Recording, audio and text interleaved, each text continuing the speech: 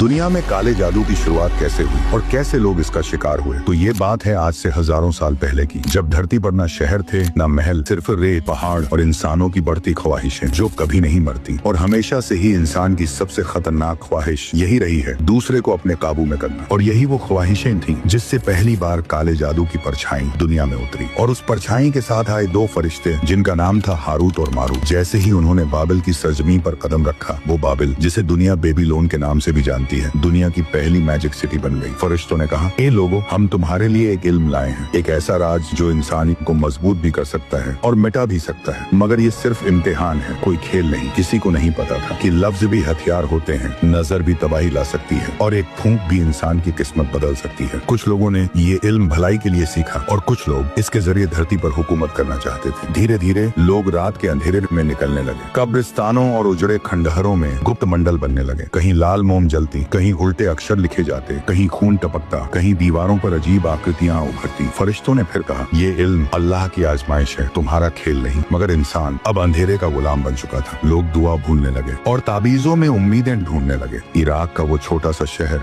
धीरे धीरे दुनिया का पहला जादू का शहर बन गया, जहाँ इंसानों ने जादू के बदले अपनी रूहें बेच दी। और इस तरह इंसानों ने जादू को हथियार बना लिया। लाल धागे, हड्डियां, काले ताबीज, जिन्नों से सौदे, हर चीज इंसान की कमजोरी को पकड़ने लगी। जब पूरा शहर जादू, धोखे और बुराई में डूब गया, तो अल्लाह ने हारूत मारूत को रोक दिया। वो लोगों को नहीं सिखाते थे, मगर जो लोग सीख चुके थे उसे आगे फैलाते गए। और यहीं से काला जादू पीढ़ियों में, किताबों में, ताबीजों में और सीक्रेट मंडलों में उतर गया। और फिर एक वक्त ऐसा आया जब लोग खुदा को भूलकर ताबीज, नक्षत्र और अजीब निशानों पर यकीन करने लगे। अल्लाह ने बेबीलोन को मिटा दिया, मगर काला जादू आज तक नहीं मिटा, क्योंकि इंसान की लालच हर दौर में जिंदा रहती है। इसकी शुरुआत बेबीलोन से हुई थी, मगर इसका अंधेरा आज तक दुनिया में मौजूद है। और एक दिन जब दुनिया पर फितनों की बाढ़ आएगी, तब ये अंधेरा अपनी आखिरी शक्ल लेगा, क्योंकि अल्लाह के सामने किसी का जादू नहीं चलता। इसका असर सिर्फ उसी पर होता है जो अपने दिल को कमजोर रखता है और ईमान की रोशनी से महरूम है। काला जादू ताकत नहीं, ये एक जंजीर है जिसमें इंसान खुद को बांधता है। और याद रखो, अल्लाह के सामने न किसी ताबीज की औकात है, न किसी जादू की। बेशक मेरा रब हर चीज पर कादिर है।